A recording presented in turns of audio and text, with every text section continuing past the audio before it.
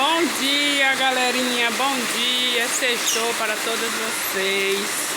Olha só como é que está hoje aqui, ó, minha capital.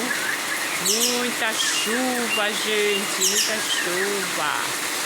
Eita, Deus maravilhoso, Deus abençoou nossa capital, gente. Ali meu marido trocando comida do passarinho. É assim, gente, tá aqui assim, ó.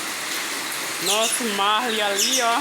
Eita, galerinha, que dia bom, chuvoso. Sextou.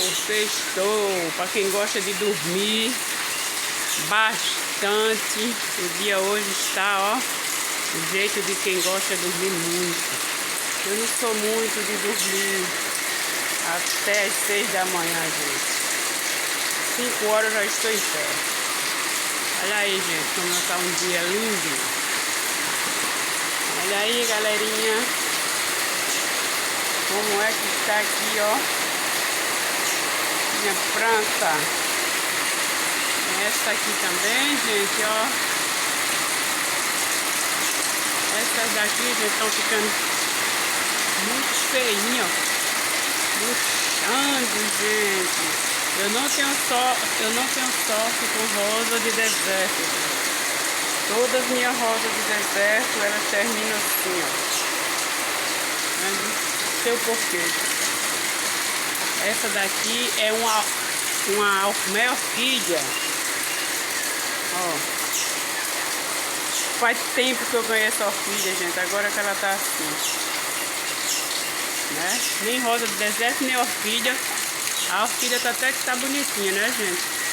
Olha só, gente, como essa tá feinha, gente. Ah, eu fico tão triste. Gente,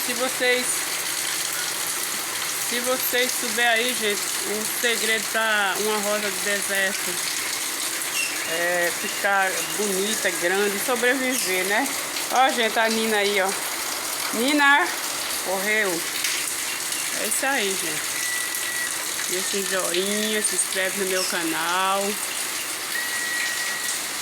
Curte, comenta, compartilha. Pra gente crescer junto, gente. Eu sei que minha João Pessoa está assim, ó. Olha essa planta aqui, gente.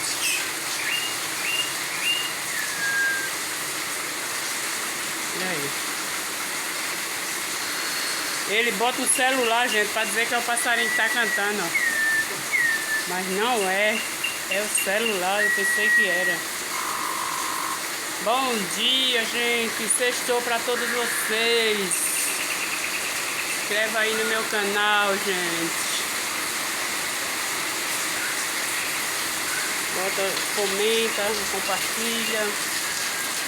Olha a Nina onde está escondidinha ali com frio, gente. Quero encerrar o vídeo com a Nina. Bom dia!